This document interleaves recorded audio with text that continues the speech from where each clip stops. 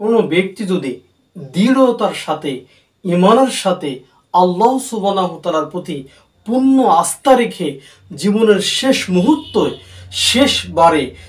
মুহূর্ত অর্থাৎ মুমূর্ষ অবস্থায় যদি কোনো ব্যক্তি আল্লাহ সুবহানাহু ওয়া তাআলার পরে তাওয়াক্কুল করে বিশ্বাস স্থাপন করে সারেন্ডার করে মুখ থেকে একবার বলে, মুখ থেকে বলে দেয় লা ইলাহা ইল্লাল্লাহ, সে যদি অবশ্যই বলে লা ইলাহা ইল্লাল্লাহ, অবশ্যই সে লোক জান্নাতে যাবে।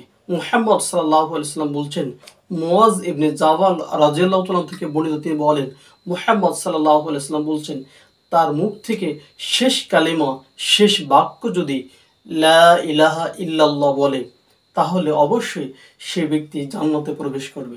আমরা আসুন মৃত্যুর পূর্বেই মুহাম্মদ সাল্লাল্লাহু আলাইহি ওয়াসাল্লামের শেষ জীবনে শেষ মুহূর্তে মুমূর্ষ অবস্থায় যে দোয়াটি আবৃত্তি করছিলেন সেটা আমি আবৃত্তি করার চেষ্টা করব, পাঠ করার চেষ্টা করব।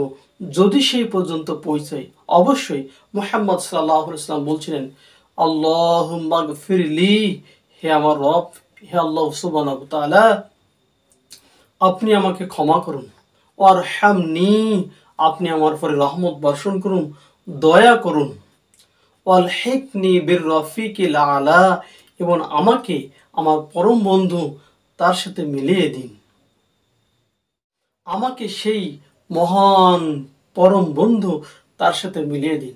সুবহানাল্লাহি ওয়া বিহামদিহি সুবহানাল্লাহিল আযীম। সেই মুহাম্মদ সাল্লাল্লাহু আলাইহি সাল্লামের মহান বন্ধু হচ্ছেন আল্লাহ সুবহানাহু ওয়া তাআলা।